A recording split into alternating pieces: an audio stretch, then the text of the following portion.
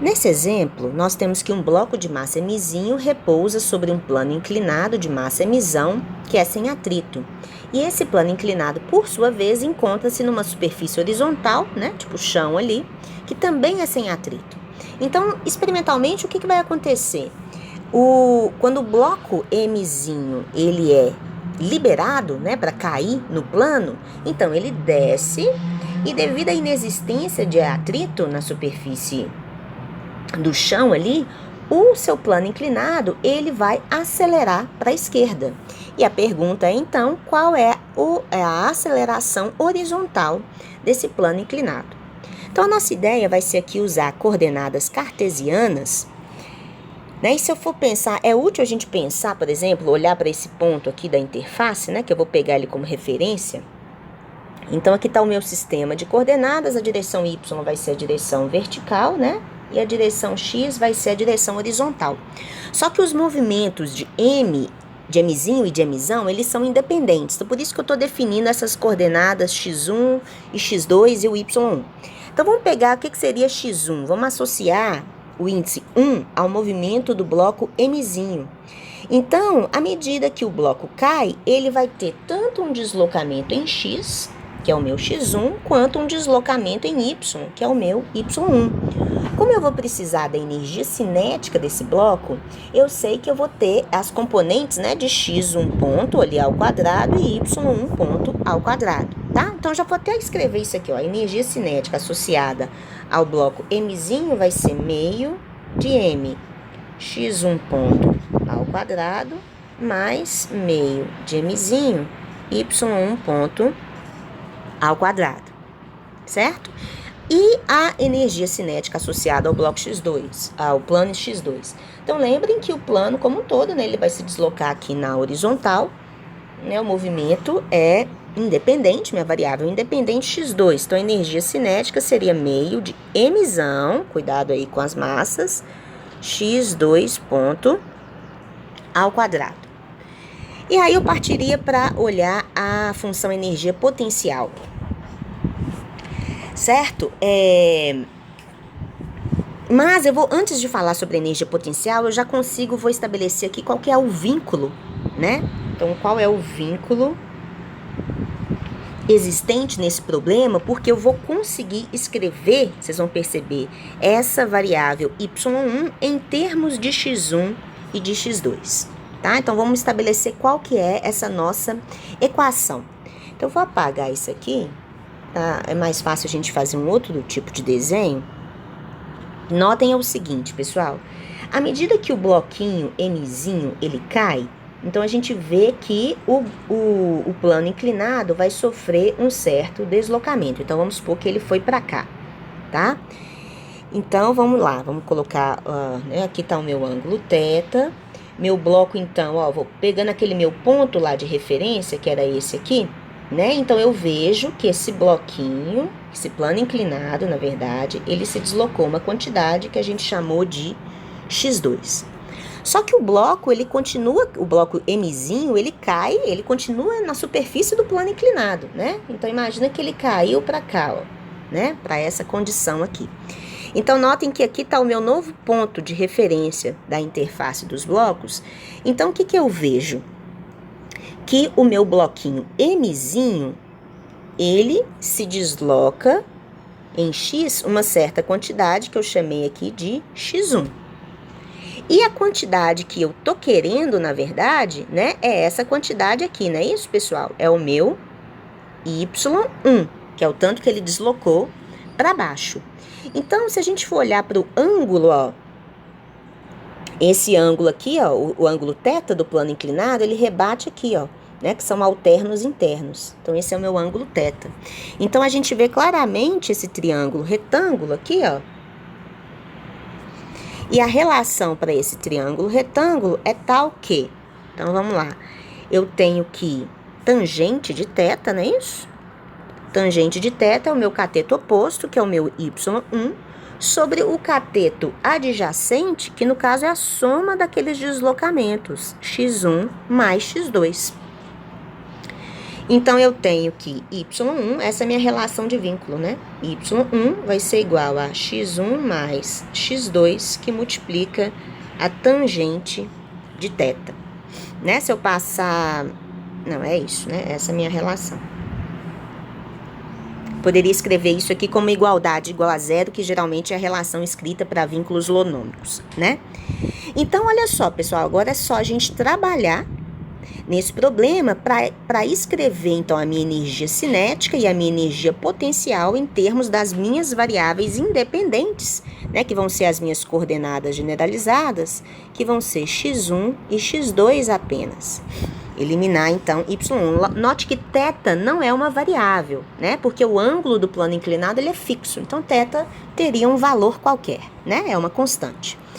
Então, passando para a nossa próxima aqui, vamos reescrever a nossa energia cinética, que seria, então, meio de mzão x2 ponto ao quadrado, mais meio de mzinho x1 ponto ao quadrado, mais meio de mzinho. Então, quem que seria o meu y1 ponto ao quadrado? Ó? Yθ não varia no tempo. Então, as derivadas temporais são só relacionadas a x1 e a x2. Então, y1 ponto ao quadrado seria x1 ponto mais x2 ponto ao quadrado tangente ao quadrado de θ. Essa seria a minha energia cinética. Notem lá qual que seria a minha energia potencial. Então, estabelecendo aqui, né, como a gente fez, meu eixo y aqui para cima, e aqui estaria, né, a reta do eixo x, eu vou estabelecer que aqui é a minha energia potencial igual a zero, tá? Onde ele estava antes de descer. Então, quando ele desce, a energia potencial associada ali, ela é negativa, né? E vale menos mg y1. Já estabelecendo o vínculo, vai ser menos mg, que multiplica x1 mais x2, tangente de θ. Então, o próximo passo, né, na verdade, o terceiro passo, após o estabelecimento dos vínculos, é a lagrangiana. Lagrangiana é T menos U. Então, a nossa expressão para a lagrangiana vai ser meio de mzão x2 ponto ao quadrado, mais meio de mzinho x1 ponto ao quadrado, mais meio de mzinho x1 ponto, mais x2 ponto ao quadrado, tangente ao quadrado de θ, menos mg y1. Então, vai ficar mais mg x1 mais x2, tangente de θ. Então, essa seria a expressão da minha lagrangiana. Então, o nosso próximo passo, vou copiar isso para lá. Então, o nosso próximo passo vai ser estabelecer as nossas equações de Euler-Lagrange para as nossas coordenadas generalizadas. Então, primeiro eu vou fazer para x1. Então, eu tenho que a minha equação de Euler-Lagrange é del L del x1 menos a derivada temporal de del L del x1 ponto, isso é igual a zero. Então, vamos lá. Derivada da lagrangiana em relação a x1. Vai estar em qual termo? Apenas no último termo, né? Essa derivada vai ser mg tangente de θ. Derivada da lagrangiana em relação a x1 ponto. Tem o segundo termo ali, desce o 2, fica mx1 ponto. Nesse terceiro termo vai ser m, que multiplica... Opa, desculpa. Faltou aqui uma soma, né? Então, ó, o primeiro termo tá aqui, né, no segundo, na verdade. Agora, para o terceiro termo, então, vai ter uma soma aqui, desce o 2. Então, fica m que multiplica x1 ponto mais x2 ponto. Apenas isso que multiplica tangente ao quadrado de θ. Certinho? E, então, agora eu vou ter que fazer a derivada temporal desse termo. que vai ser mx1, 2 pontos, mais m que multiplica x1, 2 pontos, mais x2, 2 pontos, tangente ao quadrado de θ. Note que aqui eu não preciso fazer regra da cadeia com θ, porque, né, para achar θ ponto, porque o ângulo lá não varia, tá? Então, a minha primeira equação de movimento vai ser, então, que mg, tangente de θ, menos mx1, x 2 pontos, quer dizer, mais m x1 mais x2, tangente ao quadrado de θ, é igual a zero. Então, a gente tem minha primeira equação aqui, eu poderia cortar as massas, tá, pessoal? Para simplificar.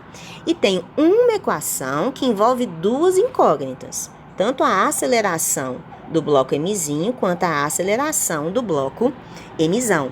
Então, certamente, para eu conseguir resolver esse problema, eu preciso de mais uma equação, né? Para a gente ter um sisteminha em que eu vou conseguir, né, escrever, isolar, então, esses termos, tá? E resolver isso de forma completa. Essa equação vem de onde? Ela vem da equação de Euler-Lagrange para nossa variável x2.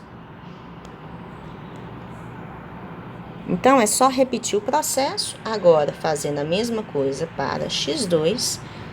Então, a derivada de L em relação a x2 vai aparecer apenas também no último termo, que vai ser mg, tangente de θ. Derivada de L em relação a x2 ponto vai ser igual a mzão, x2 pontos, mais, o processo é até bem simétrico, né? Tem a diferença das massas, mais m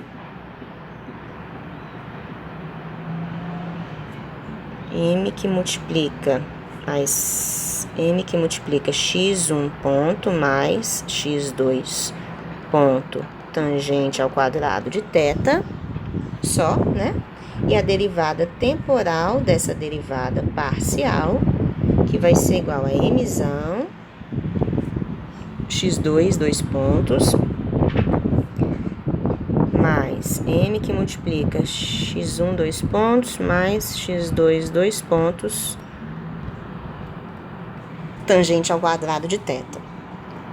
Então, nossa segunda equação fica mg, tangente de θ, menos mzão, x2, 2 pontos, menos, né? Deixa eu até conferir se eu pus o sinal aqui. Esse sinal aqui é menos, né, gente?